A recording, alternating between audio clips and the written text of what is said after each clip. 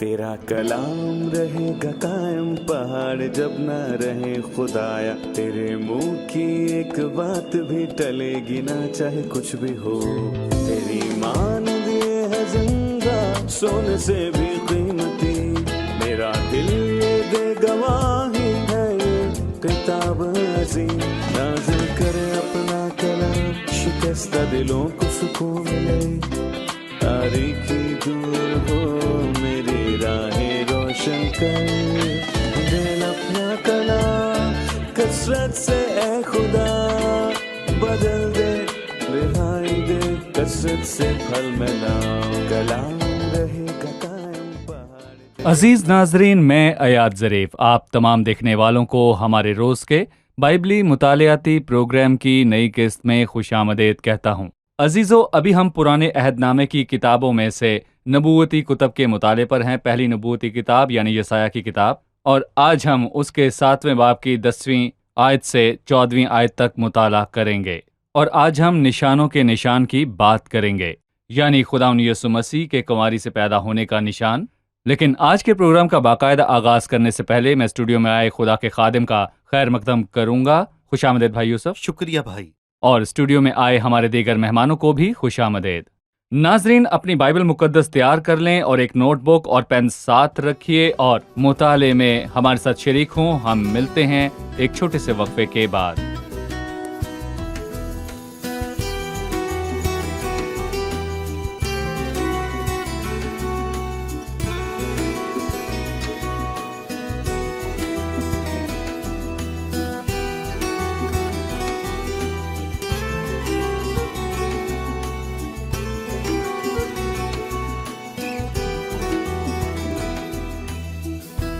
खुशामदीद भाई। आपका शुक्रिया। आज 10 ता 14 आयात के इस हिस्से का उन्वान क्या है जिसका हम आज मुताला करने को हैं? जो बात आपने अभी कही मैं कहूँगा कि ये बात वही है, निशानों का निशान। और आज हम इसके बारे में पढ़ेंगे। बाइबल अजीम और हैरान कुन निशानात से भरपूर है, लेकिन मैं कहूँगा कि दरअसल कंवारी से पैदा होना निशानों का निशान है। सही। आखिस को मिलने वाले धमकी आमेज पैगामात के बाद खुदावंद की तरफ से उसे तसल्ली और आराम और हौसला अफजाई का पैगाम मिला। हम 10वीं आयत से आगे बढ़ेंगे। कलाम मुकद्दस के मुताबिक खुदावंद ने आखिस से फरमाया, खुदावंद अपने खुदा से कोई निशान तलब कर, ख्वाह नीचे पाताल में ख्वाह ऊपर बुलंदी पर। लेकिन आखिस ने कहा कि मैं तलब नहीं करूंगा और खुदावंद को नहीं आजमाऊंगा। तब उसने कहा, ए दाऊद के खानदान, अब सुनो, क्या तुम्हारा इंसान को बेजार करना कोई हल्की बात है कि मेरे खुदा को भी बेजार करोगे? लेकिन खुदावंद आप तुमको एक निशान बख्शेगा। देखो, एक कंवारी हामला होगी और बेटा जनेगी और वो उसका नाम अमैनुएल रखेगी। हमें इन कीमती अल्फाज में से हर एक पर गौर करने की जरूरत है। सही। फिर खुदावंद ने आखिस से फरमाया और उसे एक पेशकश की, जिस पर आखिस का रद्द-ए-अमल बड़ा अजीब था। हमें उसके रद्द-ए-अमल के मुतालिक कुछ बताइए। खुदावंद आखिस के अंदर ईमान पैदा करना चाहता था, लेकिन अफसोस कि आखिस के अंदर हरगिज ईमान पैदा ना हुआ। आखिरी बात जो खुदावंद ने 9वीं आयत में कही कि अगर तुम ईमान ना लाओगे तो यकीनन तुम कायम ना रहोगे। जिसके अंदर ईमान नहीं वो जान महफूज नहीं। और अफसोस कि ये शख्स सच में ईमान से खाली था। सो उसने दीनदारी के होने का ढोंग किया और कहा कि मैं तलब नहीं करूंगा, खुदावंद को नहीं आजमाऊंगा। और खुदावंद ने उससे कहा, ख्वाह नीचे पाताल में ख्वाह ऊपर बुलंदी पर, यानी कि यह मसला बहुत अहम है। अगर उसे खुदा ये कह रहा है कि यह मसला मेरे लिए बहुत अहम है, ना सिर्फ तेरे लिए, वो तुझे हटाना चाहता है ताकि मसीह को हटाया जा सके। जो तेरी नस्ल से आएगा इसका ताल्लुक तुझसे नहीं है, बल्कि ये मामला मुझसे जुड़ा है आखिस। सो खुदावंद अपने खुदा से कोई निशान तलब कर। आखिस ने खुदा को फरेब दिया जबकि वो इस मामले के मुतालिक कुछ नहीं जानता था। उसने हमें जहाजी की याद दिला दी जिसने एक दफा कहा कि खुदा की हयात की कसम, मैं उसके पीछे दौड़ जाऊंगा और उससे कुछ ना कुछ लूंगा। बिल्कुल वैसे ही जैसे अलीशा ने कहा कि खुदाम की हयात की कसम जिसके आगे मैं खड़ा हूं। अलीशा वाकई ही खुदा के सामने खड़ा था, लेकिन जहाजी खुदाम को जानता तक ना था। और यहां भी ये बादशाह दीनदारी का नाटक कर रहा है, लेकिन सच्चाई ये है उसमें दीनदारी दिखावे की है कि मैं तलब नहीं करूंगा और खुदाम को नहीं आजमाऊंगा। वो इसका दिखावा तो कर रहा है, लेकिन खुदाम दीनदारी के भेदों के मुतालिक बात करेगा। दीनदारी का भेद यानी कि मैं कहूंगा खुदा का मुजस्सम होना। इसमें कोई कलाम नहीं कि दीनदारी का भेद बड़ा है, यानी कि वो जो जिस्म में जाहिर हुआ। صحیح. 13ویں آیت. تب اس نے کہا اے داؤد کے خاندان اب سنو، کیا تمہارا انسان کو بیزار کرنا کوئی ہلکی بات ہے کہ میرے خدا کو بھی بیزار کرو گے؟ اس آیت کی وضاحت کیجیے گا بھائی یوسف. جی ہاں، میں کہوں گا کہ آخذ نے نشان طلب کرنے سے انکار کیا اور دینداری کا ناٹک کیا جو اس میں نہیں تھی، اور خداوند نے اسے چھوڑ کر داؤد کے تمام گھرانے سے خطاب کرنا شروع کر دیا. اے داؤد کے خاندان اب سن، کیا تمہارا انسان کو بیزار کرنا کوئی ہلکی بات ہے کہ میرے خداوند کو بھی بیزار کرو گے؟ اور در حقیقت آسمان کے خدا کو زمین کے انسانوں کی بے اعتقادی سے بڑھ کر کوئی بیزار نہیں کرتا. دیکھیں آسمان کا خدا آپ سے یا مجھ سے کیا چاہتا ہے. دیکھیں ہم کیا کر سکتے ہیں، ہم تو نیک کام بھی نہیں کر سکتے. خدا ایمان چاہتا ہے. یہاں میں متی 6 میں کہی گئی مسیح کی بات کا حوالہ دیتا ہوں. مسیح نے جواب میں ان سے کہا خدا کا کام یہ ہے کہ جس نے اسے بھیجا ہے اس پر ایمان لاؤ، لیکن جب ہم میں ایمان نہیں جس طرح اس شریر آخذ میں نہیں تھا تو میں طلب نہیں کروں گا، خداوند کو نہیں آزماؤں گا. ہم اپنی بے اعتقادی کے سبب سے اپنے خداوند کو بیزار کرتے ہیں اور اس عظیم ترین تحفے کی توہین کرتے ہیں جو اس نے ہمیں بخشا ہے. صحیح. 11ویں آیت میں جو میں نے ابھی پڑھی لکھا ہے خداوند اپنے خدا سے کوئی نشان طلب کر، خواہ نیچے پاتال میں خواہ اوپر بلندی پر. بائبل کے کچھ نسخہ جات میں لکھا ہے خداوند اپنے خدا سے کوئی نشان طلب کر جو پاتال کی مانند گہرا اور آسمان کی مانند بلند ہو. اگر یہ درخواست آسمان سے ہے بھائی یوسف تو کیا خدا ہمیں جواب آسمان سے دے گا یا پاتال سے؟ دراصل یہ آیت ہمیں افسیوں 4 میں درج ایک خوبصورت آیت کی یاد دلاتی ہے جس کا تعلق ایمینویل سے ہے، جہاں لکھا ہے سوائے اس کے کہ وہ زمین کے نیچے کے علاقے میں اترا بھی تھا، اور یہ اترنے والا وہی ہے جو آسمانوں سے بھی اوپر چڑھ گیا. یعنی کہ جو نیچے اترا وہ آسمانوں سے بھی میں اوپر اس چڑھ سے گیا. متعلق ایک سوال پوچھنا چاہتا ہوں کہ وہ زمین کے نیچے کے علاقے میں بھی اترا، کیا مسیح صلیب پر جانے کے بعد جہنم میں اترا جیسا کہا گیا ہے؟ مسیح جہنم میں نہیں اترا. یہاں اس بات سے مراد ہے کہ وہ پتال یا زمین کے نیچے کے علاقے میں اترا. سب سے پہلے میں یہاں کہوں گا کہ ہم مسیح کے جہنم میں جانے کے متعلق بائبل میں کہیں بھی نہیں پڑھتے. یہ نظریہ عام تو ہے لیکن یہ نظریہ بائبل کا نظریہ ہرگز نہیں. جبکہ مسیح موا اور اس نے اپنے باپ سے کہا اے باپ میں اپنی روح تجھے سونپتا ہوں، اور توبہ کرنے والے ڈاکو سے کہا کہ تو آج ہی میرے ساتھ فردوس میں ہوگا. مسیح اوپر فردوس میں گیا، لیکن وہ کیا زمین کے نیچے کے علاقے میں اترا تھا؟ یعنی قبر میں. مسیح دفن ہوا. وہ جو مردوں کو جلاتا ہے وہ انسان کی طرح دفن ہوا، کیونکہ وہ پہلے اترا، اور وہ یہاں کہتا ہے یا تو پاتال میں یا اوپر آسمان پر. پہلے اس نے پاتال کا ذکر کیا اور پھر آسمان کا، کیونکہ چوتھے باب میں کہتا ہے سوائے اس کے کہ وہ زمین کے نیچے کے علاقے میں بھی اترا تھا. یہ نیچے اترنے والا وہی تھا جو سب آسمانوں سے بھی اوپر چڑھ گیا تاکہ سب چیزوں کو معمور کرے. وہ کہنا چاہتا ہے کہ نہ صرف عورت کی نسل مجسم ہوگی یعنی ایمینویل، بلکہ اس کا مرنا اور مر کر جی اٹھنا اور آسمان پر چڑھ جانا صحیح. بہت حیران کن ہوگا. وہ آسمان سے آیا، پیدا ہوا، مرا اور زمین میں دفن ہوا، یا پاتال میں اترا موت کی حالت میں، لیکن وہ جی اٹھا اور سب آسمانوں سے زیادہ اوپر چڑھا. حاضرین کے پاس کوئی سوال ہوگا، چلیے ان کا سوال جانتے ہیں. 10ویں آیت میں وہ کہتا ہے پھر خداوند نے آخذ سے فرمایا آخذ ایک شریر بادشاہ تھا، اور ہم نے جانا کہ شریر بادشاہ یا کاہن کے دور میں ایک نبی برپا ہوگا اور یہ سایہ موجود تھا. یہاں خداوند نے آخذ سے بات کیوں کی اور اس میں ایمان پیدا کرنا چاہا جبکہ واضح طور پر وہ شریر تھا؟ کیا خداوند نے کسی اور نبی کے وسیلے آخذ سے براہ راست کلام کیا، اور اگر وہ براہ راست کیا تو کیوں کیا جبکہ وہ شریر تھا؟ یقیناً اس نے اسے یسایہ ہی کے وسیلے سے کلام کیا.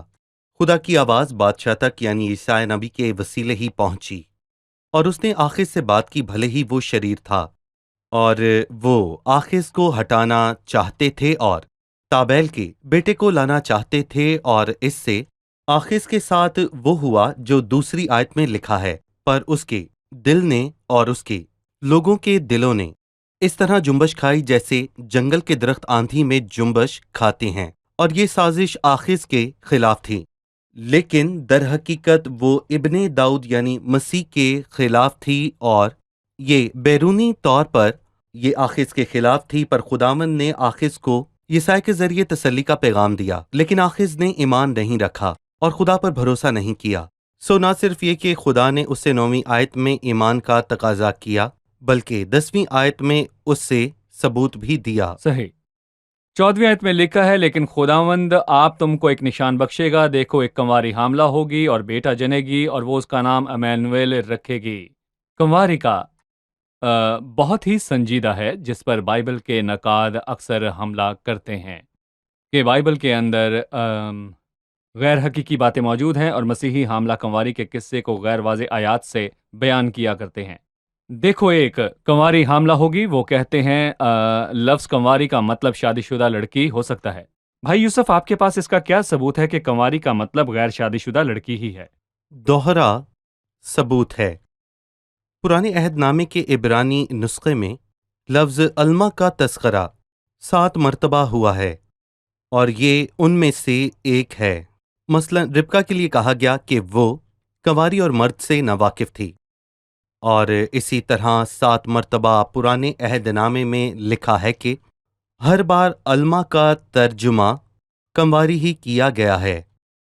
लेकिन एक और भी सबूत है कि इब्रानी ज़ुबान के उलमा जिन्होंने तौरेत के इब्रानी नुस्खे का यूनानी तर्जुमा किया, 72 उलमा ने सिकंदरिया के शहर में लफ्ज़ अल्मा का तर्जुमा पार्थेनुस किया, और पार्थेनुस का मतलब कंवारी है जो मर्द से नावाकिफ हो, यानी कि गैर शादीशुदा। और मैं कहूँगा कि मज़ीद बात यह है कि खुदा एक निशान बख्शने को था, और मैं ये भी कहूँगा कि जब कोई एक शादीशुदा लड़की हामला हो तो ये निशान नहीं है, क्योंकि जो लड़की शादी करती है वो हामला हो सकती है, तो इसमें निशान कहाँ है? लेकिन खुदा अब तुमको निशान बख्शेगा, तुम निशान तलब करना नहीं चाहते, मैं तुम्हें निशान बख्शूंगा। वो निशान जो खुदा ने बख्शा उसकी अजमत के मुताबिक है, ना कि इंसानों के दिलों के। लेकिन खुदावंद आपको एक निशान बख्शेगा, और वो निशान क्या है? देखो, एक कंवारी हामला होगी और बेटा जनेगी। और सबूत ये है कि अल्मा लफ्ज़ का जिक्र पुराने अहदनामे में 7 मरतबा हुआ, जिसका मतलब है कंवारी, और जिसमें रिबका का हवाला भी शामिल है। और दूसरी बात यह है कि इब्रानी उलमा जो इब्रानी ज़ुबान को आज के नाकदीन से ज़्यादा बेहतर समझते हैं, अल्मा का तर्जुमा इब्रानी ज़ुबान में पार्थेयुस करते हैं, जिसका जिक्र मत्ती के पहले बाब में हुआ। सही। हम अभी एक रिपोर्ट को देखेंगे, उसके बाद यीशु मसीह के कंवारी से पैदा होने वाली बात की तरफ वापस आएंगे। खुदावंद ने कहा, खुदा से कोई निशान तलब कर, खा नीचे पाताल में, खा ऊपर बुलंदी पर। और यहाँ आकर ये सवाल पैदा होता है कि क्या हम खुदा के हजूर अपनी दरख्वास्तों को गहरा करते हैं और उन्हें ईमान और इस्तकामत और तवज्जो के साथ बुलंद करते हैं? क्या हम खुदावंद के हजूर अपने मुनाजात पेश करने का वक्त निकालते हैं? क्या हम खुदा से उसके कलाम के मुताबिक बर्ताव करते हैं? और क्या हम उसके कलाम को संजीदगी से लेते हैं? खुदा चाहता है, बल्कि वो हमें बुलाता है, हम गहरी दरखास्तों को उसके आगे रखें। ये हमारे लिए एक इम्तियाजी बात है, आइए इसका इस्तेमाल करें।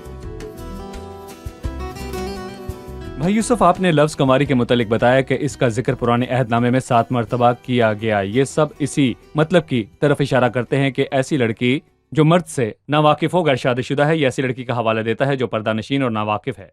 मेरी प्यारी मेरी ज़ौजा एक मुख्फिल बागीचा है, वो महफूज सोता और सरबहर चश्मा है, और ये उसी लड़की का हवाला देते हैं जो मर्द से नावाकिफ है। और मेरा सवाल यही है, ये लाजमी क्यों था कि मसीह कंवारी से ही पैदा हो? कंवारी से ही क्यों? भाई यूसुफ, हम इस पर जोर क्यों देते हैं कि मसीह को कंवारी से ही पैदा होना था जो मर्द से नावाकिफ हो?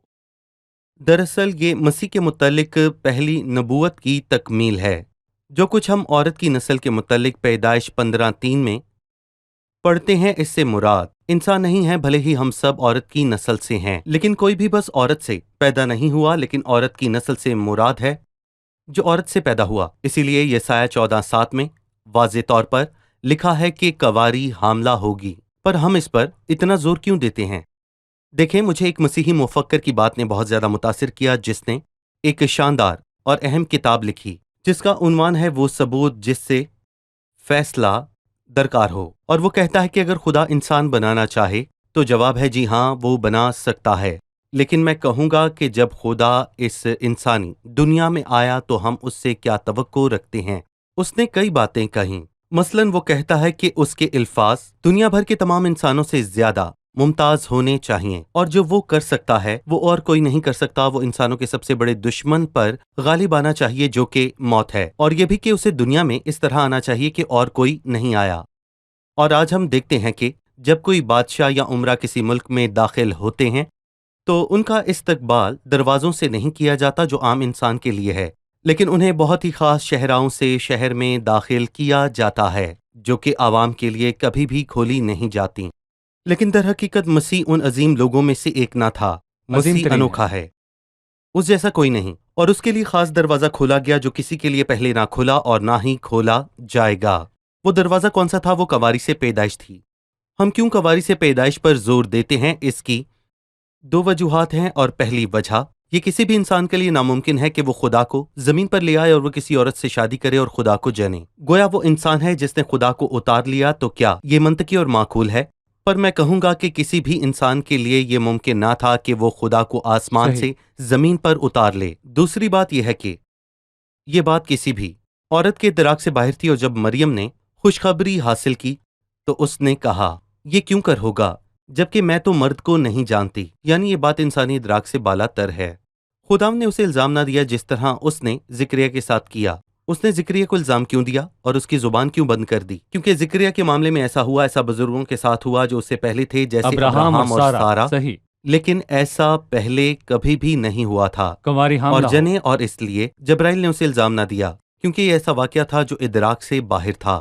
کیونکہ میں کہوں گا کہ یہ لازم تھا کہ خدا اس دنیا میں ایک انوکھے راستے سے داخل ہو، اور یہ غلط بات ہے جو کہ بہت سے لوگ کہتے ہیں، ارادتاً یا غیر ارادتاً خدا جانے، کہ مسیح کا کنواری عورت سے بغیر باپ کے پیدا ہونا کوئی اچنبے کی بات نہیں۔ جی، اور آدم مرد اور عورت سے پیدا نہیں ہوا۔ یہ تو عام ہے، وہ کہتے ہیں مسیح اور آدم ایک جیسے ہیں۔ کیسے؟ دراصل یہ بڑی غلط فہمی ہے۔ آدم کو تخلیق کیا گیا، سو اس کا مقصد یہ ہے کہ آدم بھی ماں باپ کے بغیر پیدا ہوا، لیکن ہم نے مسیح کے لیے یہ نہیں پڑھا کہ وہ تخلیق ہوا بلکہ وہ پیدا ہوا۔ یقیناً آدم ماں باپ کے بغیر پیدا ہوا کیونکہ خدا نے اسے تخلیق کیا تھا، اور وہ یہ بھی کہتے ہیں ہوا کا باپ تو تھا لیکن ماں نہیں تھی۔ کیا فریب ہے؟ آدم ہوا کا باپ تھا یا پھر شوہر؟ پر خدا چاہتا ہے کہ نکاح کے اتحاد کو ثابت کرے، وہ دو نہیں بلکہ ایک ہیں۔ سو اس نے آدم میں سے ہوا کو نکالا تاکہ یہ ظاہر کرے کہ خدا کی نظر میں شادی مقدس بندھن ہے، لیکن آدم اس کا باپ نہیں، اس کا شوہر ہے۔ اور پھر جیسا کہ کچھ لوگ کہتے ہیں کہ دنیا میں 40 ارب سے بھی زیادہ لوگ پیدا ہوئے اور سب کے سب ایک راستے سے داخل ہوئے، دروازے یعنی سے۔ عورت اور مرد کے ملاپ سے، اور کسی طرح نہیں، اور کوئی راستہ ہی نہیں ہے سوائے ایک شخص کے جو انوکھے دروازے سے داخل ہوا، جو کہ مسیح ہے۔ کیوں؟ اگر وجہ معلوم ہے تو کوئی اچنبے کی بات نہیں۔ ایمینویل پیدا ہوگا۔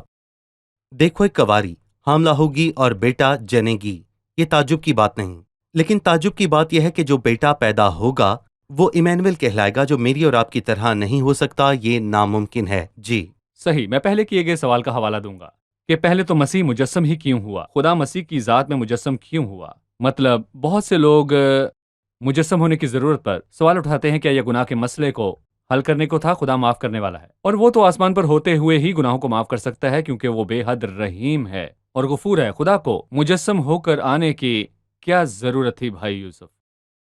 کیا خدا راست اور منصف خدا ہے یا نہیں؟ اچھا چلیں مان لیجئے ایک راست اور منصف انسان اپنے محبوب کے مقدمے کی جانچ کر رہا ہے۔ مثال کے طور پر اپنے کسی ہم جماعت کی جب منصف اپنا لباس پہن کر اپنی کرسی پر بیٹھتا ہے تو لازم ہے کہ وہ قانون کے مطابق فیصلہ کرے، نہ کہ اپنے دل سے۔ سو جب ایک جج اپنی کرسی پر بیٹھتا ہے تو اسے انصاف کے ساتھ فیصلہ کرنا چاہیے، جبکہ میں کہوں گا کہ پھر چاہے ملزم اس کا کوئی محبوب ہی کیوں نہ ہو، تو کیا خدا انصاف سے خالی ہے؟ کیا یہ ممکن ہے کہ خدا کی نجات بے بنیاد ہو؟ اور گناہ کی مزدوری موت ہے، اور خدا کے عادل ہونے کا ثبوت یہ ہے کہ اس نے آدم کو باغ عدن سے نکالا، کیونکہ اس نے ایک غلطی کی جو انسان کے لیے چھوٹی ہوگی۔ اگر خداوند نے انسان کو باغ عدن سے نکال دیا تو کیا وہ اسے باغ عدن میں واپس لے آئے؟ جبکہ میں کہوں گا کہ ہم اربوں گناہ کر چکے ہیں، تو کیا اس صورت میں خدا عادل ہوتا ہے؟ خدا عادل ہے۔ ایسا کیسے ہو سکتا ہے کہ آدم ایک گناہ کے باعث نکالا جائے اور گناہوں کے بعد واپس لایا جائے یہ معقول نہیں۔ تو پھر حل کیا تھا؟ حل یہ تھا کہ کسی بے گناہ پر جس نے کبھی گناہ نہ کیا ہو یہ سزا لاد دی جائے، اور اگر میں اس جرم کی سزا بھگتنے کے لائق نہیں جو میں نے کیا، اور کوئی اور موجود ہے جو مجھ سے محبت رکھتا ہے تو اس کے صرف کہنے سے کہ پیارے فکر نہ کر، اس سے کوئی فائدہ نہیں، اسے میری جگہ آ کر اس جرم کی سزا کو بھگتنا ہوگا، اور اس طرح وہ راست بازی اور عدل کے تقاضے کو پورا کرے گا۔ اور بنی نوع انسان میں کوئی بھی ایسا نہ ملا جو یہ کہہ سکتا ہو سو خدا نے یہ قدم اٹھایا اور وہ آیا تاکہ جی، قیمت چکائے، بالکل وہ مجسم ہوا تاکہ اس جسم میں موت کو چکھے۔ صحیح، سب کو پتہ ہے خدا مر نہیں سکتا اور موت اس پر غالب نہیں آ سکتی، لیکن اس سزا کو خود پر لینے کی خاطر اس نے موت کو اپنے جسم پر غالب آنے دیا۔ مسیح کو مجسم ہونا پڑا تاکہ فضل خدا کے وسیلے سب کی خاطر موت کو چکھے۔ دراصل مجسم ہونے کے مقاصد مختلف ہیں، لیکن جن مقاصد کا ذکر آپ نے کیا وہ ان سب سے زیادہ اہم صحیح۔ ہے۔ لکھا ہے کہ پس جس طرح لڑکے خون اور گوشت میں شریک ہیں تو خود بھی ان کی طرح ان میں شریک ہوا، تاکہ موت کے وسیلے اس پر جسے موت پر قدرت حاصل تھی یعنی ابلیس کو تباہ کرے۔ صحیح۔ یقیناً حاضرین کے پاس کوئی سوال ہوگا، چلیے ان کا سوال جانتے ہیں۔ میرا سوال نبوت کے وقت کے متعلق ہے۔ یہ نبوت خاص طور پر اسی وقت کیوں کی گئی کہ ایک کنواری حاملہ ہوگی اور بیٹا جنے گی؟ کیا اس نبوت کے اس حصے کے وقت میں کیے جانے کے پیچھے کوئی وجہ موجود ہے؟ جی، جبکہ ہم نے اس نبوت کے پس منظر پر آیت 1 تا 9 کے مطالعے پر واضح طور پر گفتگو کی، ہم نے جانا کہ اس کا سبب داؤد کی نسل سے عداوت تھی اور آخذ کی طرف ہی سے بے اعتقادی کا اظہار کیا گیا۔ سو عداوت اور بے اعتقادی دونوں ہی ساتھ ہیں، یعنی کہ وہ شیطانی سازش تھی تاکہ مسیحا کی آمد میں رکاوٹ ڈالی جا سکے، اور انسان اس لائق نہ تھے۔ بہرحال نہ تو شیطان کی سازش اور نہ ہی انسان کی بے وفائی مسیح کو آنے سے روک پائی۔ جب وقت پورا ہوا تو وہ آیا۔ صحیح، شکریہ بھائی یوسف۔ پروگرام کا وقت ختم ہوا چاہتا ہے، اب ہم مہمانوں سے ان کی رائے جانیں۔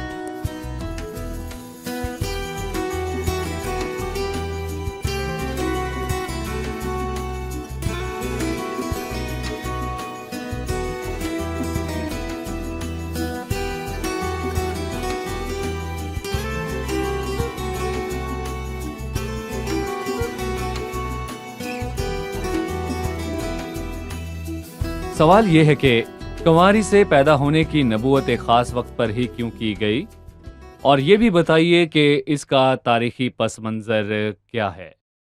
تاریخی پس منظر یہ ہے کہ یہ ایک سازش تھی جو شریر بادشاہ آخذ کے خلاف رچی گئی، جو یہودا کے قبیلے کا تھا، جس کی نسل سے خدا کو آنا تھا، اور ابلیس نے آخذ کو ہٹا کر دوسرے بادشاہ کو لانا چاہا، لیکن ایسا نہ ہو سکا اور خداوند ہی کی مشورت قائم رہی۔ وہ چاہتے تھے کہ مسیح کی راہ میں رکاوٹ لائیں، مسیح جو بعد ازاں یہودا کے قبیلے میں سے آنے والا تھا۔ ٹھیک ہے، اس آیت کے متعلق کہ دیکھو ایک کنواری حاملہ ہوگی اور بیٹا جنے گی، بہت سے کہتے ہیں کنواری سے مراد جوان لڑکی جو شادی شدہ بھی ہو سکتی ہے، اس کا مرد سے ناواقف ہونا ضروری نہیں۔ بائبل میں اس کے ثبوت کہاں کہ وہ ایسی کنواری تھی جو مرد سے ناواقف تھی؟ سب سے پہلے تو کنواری کا لفظ 7 مرتبہ آیا ہے، جس کا عبرانی ترجمہ ایلما ہے، اور 7 میں سے ایک بار وہ ربکا کے حوالے سے کہا گیا، اور لکھا ہے کہ وہ مرد سے ناواقف تھی، مرد اس سے ناواقف تھا۔ اس سے ناواقف تھا۔ اور عبرانی کے علماء بھی اس کا یونانی ترجمہ پارتھیوس کرتے ہیں، یونانی میں ترجمہ پارتھینیوس کرتے ہیں، اور میں مزید عبرانی سے یونانی؟ عبرانی سے یونانی، اور پارتھینیوس کا مطلب ہے وہ کنواری جو مرد سے ناواقف ہو۔ جی ٹھیک ہے، کیا کہیں گے بھائی یوسف؟ جی بالکل ٹھیک۔ جی، سب سے پہلے تو مسیح کو ایک کنواری ہی سے پیدا کیوں ہونا پڑا؟ مرد اور عورت کے ملاپ سے کیوں نہیں؟ تاکہ اس نبوت کو پورا کرے کہ عورت کی نسل سانپ کے سر کو کچلے گی۔ عورت کی نسل سے مراد ہے وہ جس کی پیدائش میں مرد شامل عمل نہ ہو، اس لیے بھی کیونکہ وہ خدا ہے، اس کا اس دنیا میں آنا فطری طور پر کسی بھی اور شخص سے مختلف تھا۔ انسان کا خدا کو آسمان سے اتار لانا ناممکن تھا۔ صحیح، خدا معاف کرنے والا ہے، اور وہ تو انسان کو آسمان پر رہتے ہی معاف کر سکتا ہے۔ اسے مجسم ہو کر آنے اور اس جسم کے ساتھ مرنے کی کیا ضرورت تھی؟ خدا منصف عادل ہے، سو یہ لازمی تھا کہ وہ انصاف سے عدالت کرے، اور چونکہ سب نے گناہ کیا تو یہ لازم تھا کہ وہ سزا بھگتیں یا کوئی ان کی جگہ سزا بھگتے۔ یقیناً انسانوں کے اندر تو ایسا متبادل کوئی نہ تھا، سو خدا ہی کو مجسم ہو کر آنا پڑا تاکہ صلیب پر ساری دنیا کے بدلے اپنی جان قربان کرے۔ ٹھیک ہے، سزا موت تھی، اور چونکہ خدا کبھی مر نہیں سکتا، اسے مجسم ہو کر آنا تھا تاکہ وہ خدا کے فضل کے وسیلے سب کی خاطر موت کو چکھے۔ جی بھائی یوسف، کیا خیال ہے؟ صحیح ٹھیک ہے، جی، شکریہ، خداوند آپ سب کو برکت دے۔ بھائی یوسف آپ خدا کا بھی آپ کو شکریہ، برکت اگلے دے۔ پروگرام میں پھر ملاقات۔ آمین۔ عزیز ناظرین، دیکھو ایک کنواری حاملہ ہوگی اور بیٹا جنے گی، اور اس کا نام امانویل رکھیں گے، جس کا ترجمہ ہے خدا ہمارے ساتھ۔ اور عزیزو، یہ مسیحی خوشخبری ہے۔ آپ جو خدا تک رسائی حاصل کرنے میں ناکام ہیں اور بے یار و مددگار ہیں، کہ آپ خدا کو مطمئن کر سکتے ہیں۔ خدا وہ نہیں چاہتا کہ آپ اس تک رسائی حاصل کریں یا آپ کچھ کریں، بلکہ وہ آپ کی خاطر خود آیا، اور مسیح نے خود صلیب پر کام کو پورا کیا ہے۔ آپ جو عاجز اور لاچار ہیں، آپ کو فقط یہی کرنا ہے کہ مسیح کو جو آپ کی خاطر آیا قبول کریں، خدا کی نظر میں ابدی مقبولیت پانے کے لیے اسے قبول کریں۔ عزیزو، آنے والی قسط میں آپ سے ملاقات ہوگی اور ہم 7ویں باب کے مطالعے میں آگے بڑھیں گے۔ اپنا بہت خیال رکھیے گا، خداوند آپ کو برکت دے۔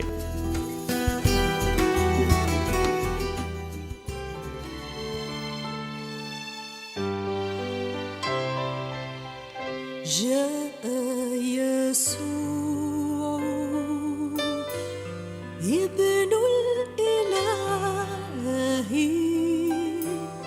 أحبني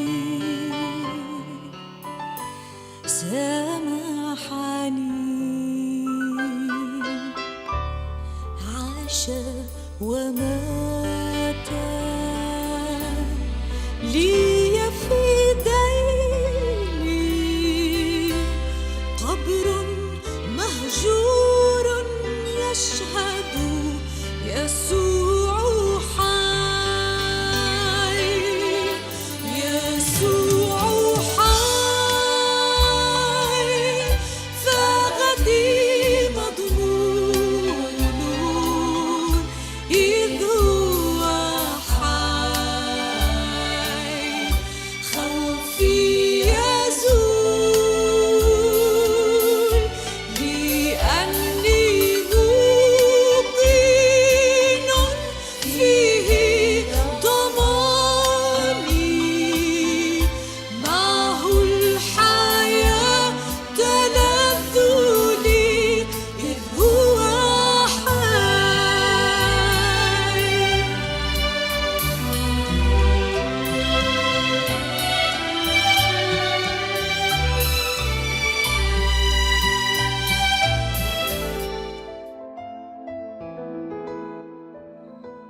تیرا کلام رہے گا قائم، پہاڑ جب نہ رہے خدایا، تیرے منہ کی ایک بات بھی ٹلے گی نہ، چاہے کچھ بھی ہو۔